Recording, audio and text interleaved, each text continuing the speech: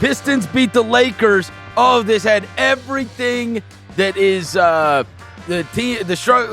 team that's not supposed to be so great against one of the powerhouse name brand teams, and the powerhouse name brand team is just going to crank it up in the fourth quarter. And I texted you while this game was going on, and I said, "Oh, our Pistons! Oh no, this is the anatomy of a failure where they've been up, they've been bullying them, and now this team's going to turn up for the last 6 minutes, and it's going to be a disappointment." And Isaiah Stewart gets called for this bogus foul on Rui Hachimura. Then he gets pissed off, and he gets a tech. And I'm like, oh, my God. This is literally how it happens. Right? They bench him. Tobias Harris misses a wide-open shot, and I'm like, no way. And then Jaden Ivey saved the day, and they ended up getting a win. So you've got the Pistons. I've got the Lakers. What do you got on the Pistons? I'm just going to throw you a little alley-oop lob here. It's Jaden Ivey. Yep. It's Jaden Ivey. And you said it before the season, Verno.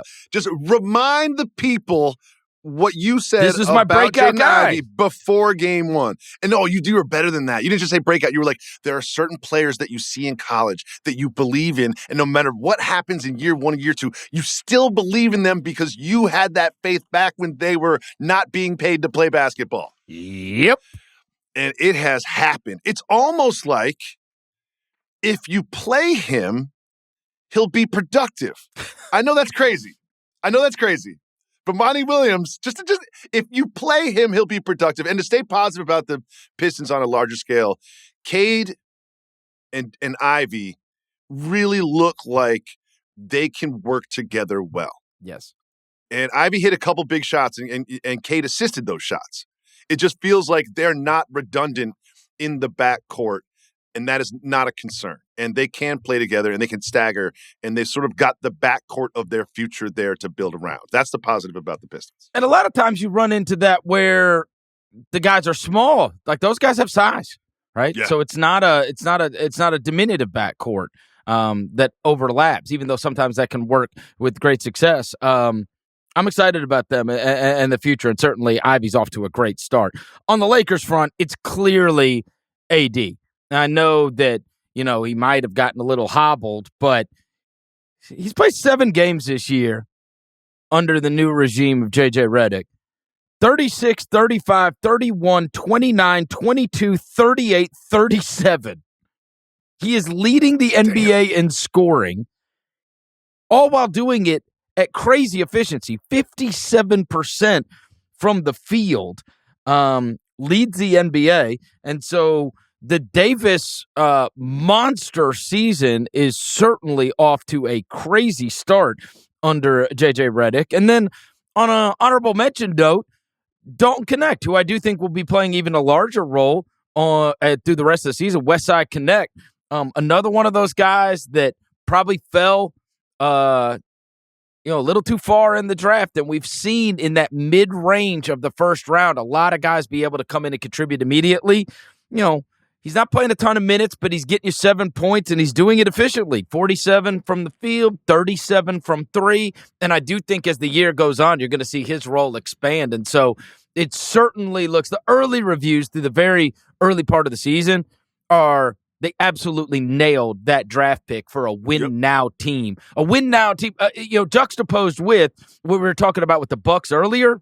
The Bucks didn't get a guy that can help them right now, which made everybody on draft night be like, what are you doing? Like, what are you building for 3 years from now? Like, like they went and found a guy who is, the ageists got to it.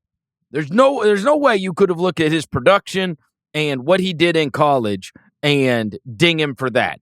What you could ding him for is that he was a little older than many of his draftable peers.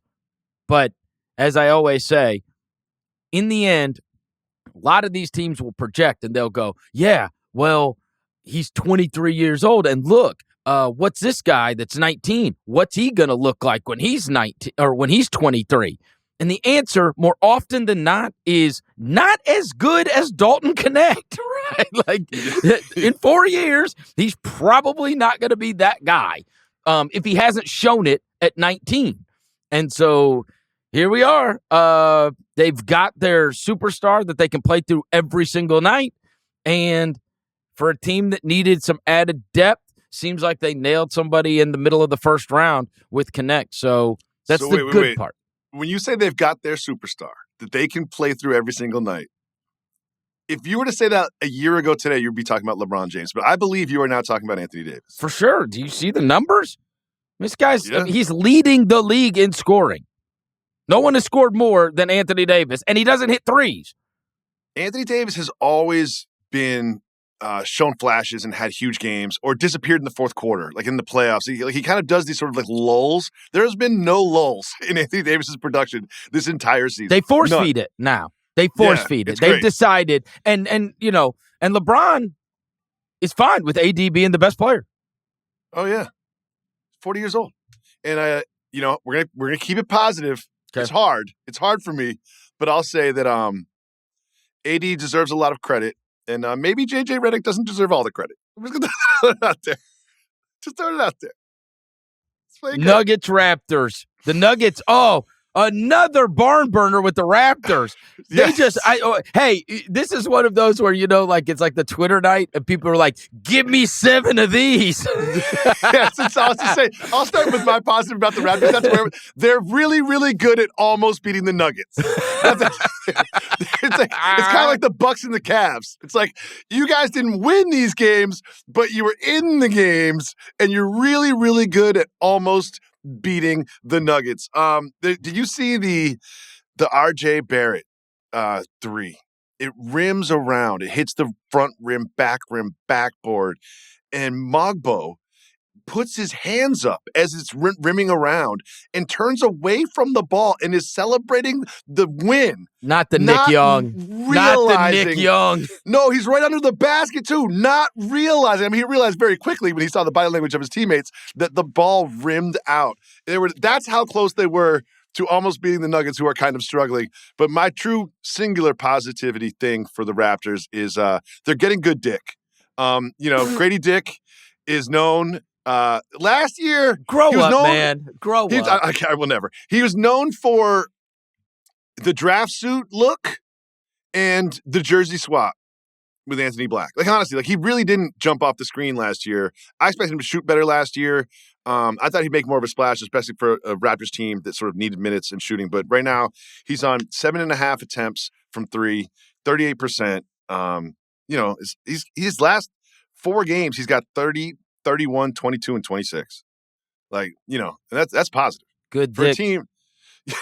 Like I said, you told me to grow up, and then you went right back to it. You told me to grow up, and you went right back to it. Unbelievable run for Grady Dick, too, because it, maybe every 3 days on my Instagram feed, him imitating Donald Duck on that Caleb Presley interview shows up, and he does this amazing Donald Duck impression. And so that one pops up. I mean, usually you ask these guys, do you have any hidden talents? For anybody that hasn't seen it, you can go find it. It was the interview he did with Caleb Presley, and his let me try my Donald Duck. How's that? Not bad, right? Oh, I think you guys need to have Should I do the rest of the pod as Donald Duck? I think you need to have a duck off with Dick. You too. We gotta move on. I'm gonna make too many dick jokes if we stay here. A duck fest. All right.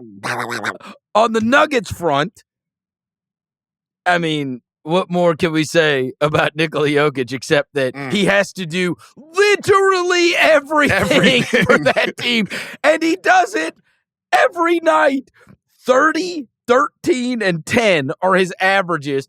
54% from the field, 53% from 3. Last night, 28, 14, and 13. He plays 38 minutes against the Raptors, and they need every single second of that production. Yep. To beat the Raptors by 2. I mean, honestly, I will say this. When everybody always gets into the MVP discussions as the year goes on, no matter, and we all argue about the what does it really mean to be most valuable. I'm going to tell you this.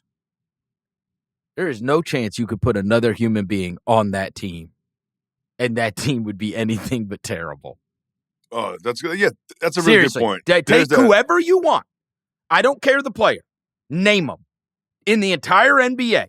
Maybe Luka. Yeah, that's maybe. But it's also, I think that you can easily get caught up in what he does with all the quantifiable stats.